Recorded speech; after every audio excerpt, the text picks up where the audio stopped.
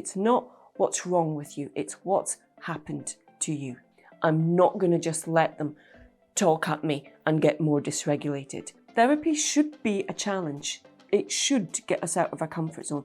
Most things are connected, but we might not understand what those connections are. It's a collaboration. It's a working together. The therapist has to match. Hello everybody, I'm Catriona Morten. I'm a sensory-motor psychotherapist. And today I'd like to talk to you about what actually happens in therapy. Before I jump into that, if you're enjoying these videos, then please give us a like and subscribe to our channel because it really helps us get our message out there to loads more of you.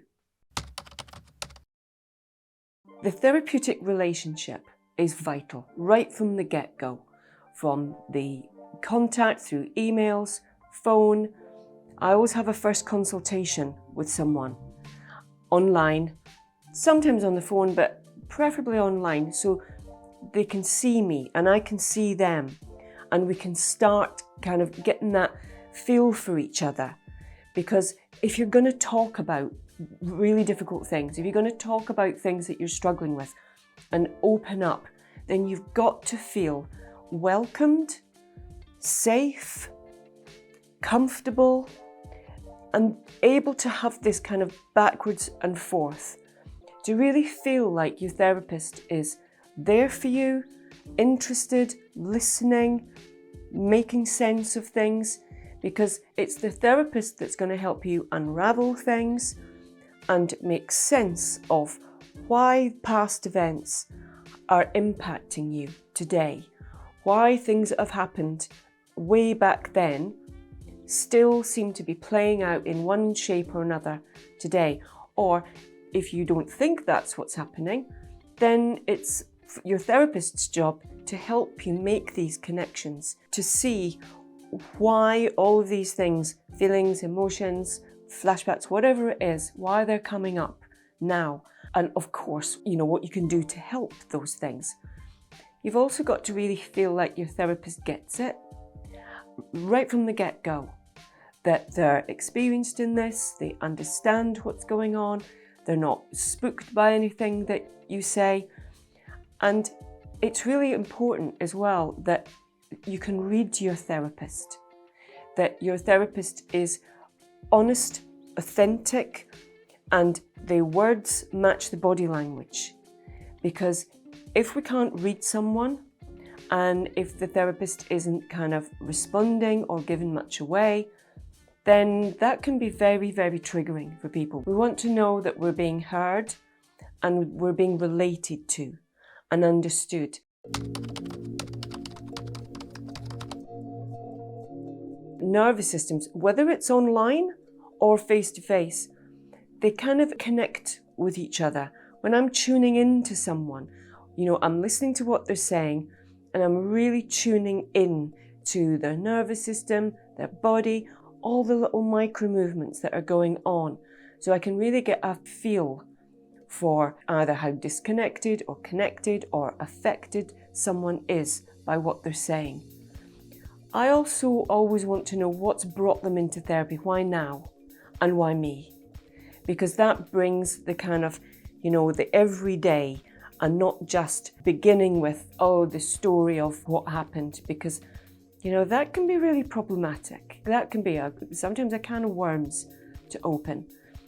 I always make it clear that we will hear the story, that the story, the past, the narrative is really important. But what else is really important is that nothing gets missed, that we're aware of, one, the connection we have with these things that we're saying, or how disconnected we are from those, in which case, well, where are those feelings? Where is the impact? How have you managed to disconnect? Or just understanding why these things are carrying through to the present day. And it's really, really important that you feel comfortable and confident in the therapist, that you can, you know, not immediately just be able to open up, but that it feels like it's possible to do that, and you'll be welcomed and understood with whatever you bring. I always say to people, whatever shows up is welcome. nothing is viewed as a problem. And I take that as a blanket for everything. You know, I'll ask what you're struggling with, what makes everyday life difficult, or, you know, the thing that's brought them in. And they'll tell me about anxiety, depression, addictions, flashbacks, freezes, flight parts, intrusive thoughts, all of those things. I don't view any of those as a problem, because we don't make life difficult for ourselves just for the sake of it. It's not what's wrong with you, it's what's happened to you. And so I view every problem as a solution to a problem. So if that behaviour is a solution to a problem, then what was the original problem? What was the original struggle? What was going on that made life so difficult? And that way we can use those things to try and make sense of the past. Well, when would that have served you well? I wonder when that could have been a good coping mechanism. Everything is kind of taken in the present moment. We use our curiosity, we use our understanding, building the bridges from the past to the present to try and help someone make sense of themselves and get a real kind of feel and hopefully a bit of compassion and understanding for themselves.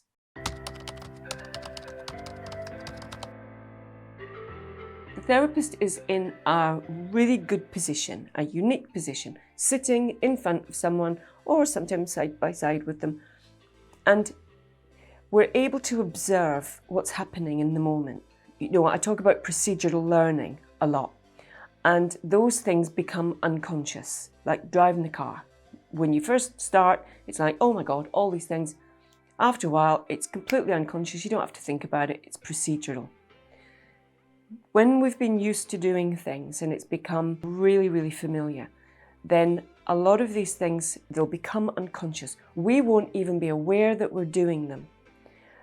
The therapist's in a great position to just be noticing and observing. And I always make a contract with someone when they come in. It's like, okay, I'm going to be observing and noticing little micro movements and the positioning of your body and where your eyes go, all of those things.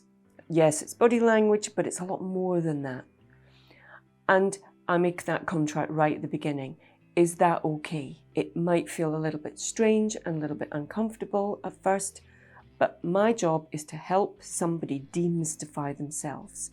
There's no point me being the only person that's noticing this and going, oh, I wonder how that looks. I'm the observer for the person to teach them how to observe and be aware of themselves so that they can begin to kind of notice, make those connections. Because there's a real consistency and a real pattern. And it's my job as a therapist to spot these patterns, these similarities, the things that connect everything together, the things that stitch all these pieces together. Because most things are connected, but we might not understand what those connections are. That's my job.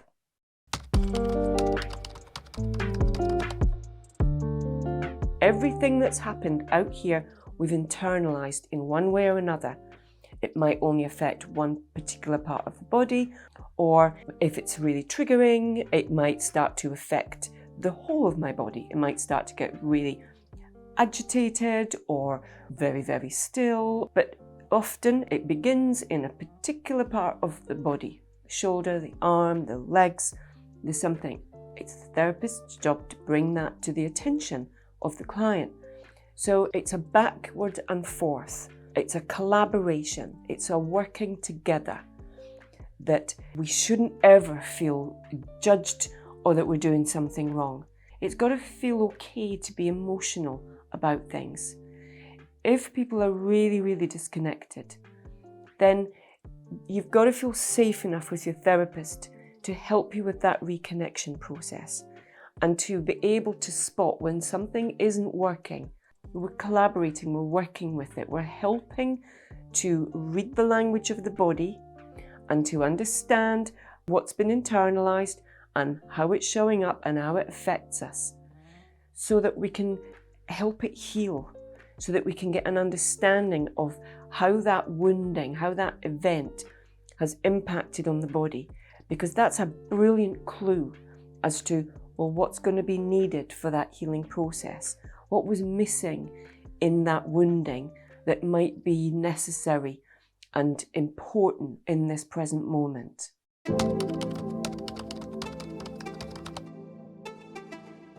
If we can't tolerate emotions, if we feel overwhelmed by emotions, sadness or anger, then the therapist's job is to allow the bits of those emotions to come up, to explain that they come in waves. Sensations in the body, that comes in waves. They'll peak and they'll go down. And to be there and to be able to connect in whatever way is helpful so that we can help our clients to have more capacity, have more confidence in them, get a much better relationship, not just with our body, but the sensations in the body and the emotions that the body's feeling. And it's got to feel safe and comfortable and confident enough in that relationship for those things to blossom and grow. We're trying to get people out of their comfort zone safely into a place where it's like, oh no, I really dreaded that, that would be terrible, but actually it's not that bad. It's really important that we never use a one-size-fits-all. Everybody's different. Everybody's way of connecting and what they need in those moments is different. Therapy should be a challenge. It should get us out of our comfort zone. It should be able to challenge negative thoughts and negative belief systems. But it shouldn't be a battle. It shouldn't feel like we're up against our therapist and we're kind of knocking heads. Sure, there can be resistance and there can be pushback, but that should all be part of the therapeutic process. It's really important that you feel like your therapist is authentic.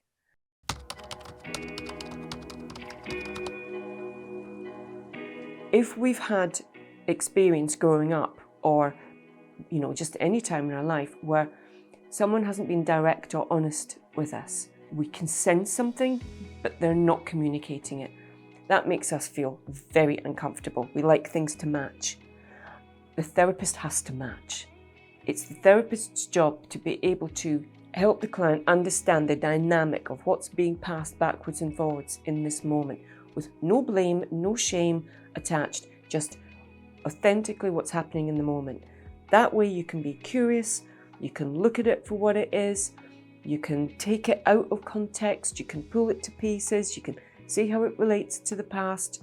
It's really important that you feel when you're speaking to someone that you're getting a really authentic, honest response from them, that they get it and they know what to do with it, more importantly. Therapy also shouldn't feel overwhelming.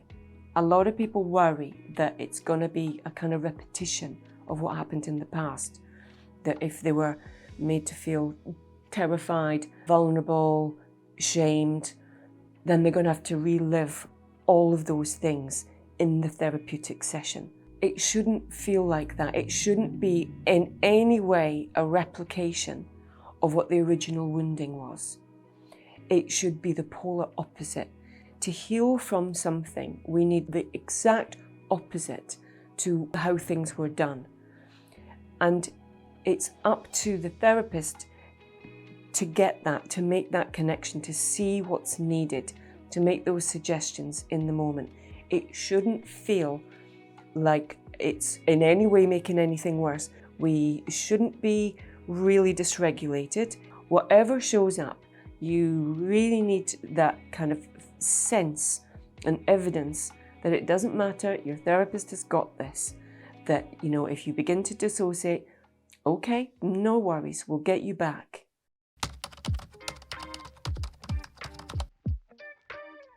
For me, there's always a beginning, a middle, and an end. The beginning is kind of getting a context of how the last session has landed, what's been coming up in the week, looking for any patterns in what's being said, taking those pieces and, deepening these experiences, going into, well, what's around for you right now? Okay, as you're telling me about this thing that happened, what's going on for you right now? And getting into the real body of the work and the things that need to be done. And then there's an end where we're kind of making sense of it, winding down from it. I aim for people to leave pretty much in the same state, if not better, than when they came in. You know, if someone's coming in and they're really, really dysregulated, and I can just tell they're a talking head and there's no connection to the body, I'm not going to just let them talk at me and get more dysregulated. I don't let people just spiral out, because that's just going to be a repetition of reliving a traumatic experience with no outcome. That's the therapist's job, to help you unravel all of the stuff that's happened to you, but in a way that is really helpful, useful, and is going to get you on that healing journey and leaving you feeling independent and empowered. So I hope that gives you a bit more confidence in finding a therapist that suits you, and an understanding of, you know, what happens in a therapy session, that therapeutic relationship. So again, if you've enjoyed this video, give us a like, subscribe to our channel, and I'll look forward to seeing you again very soon. Okay, bye.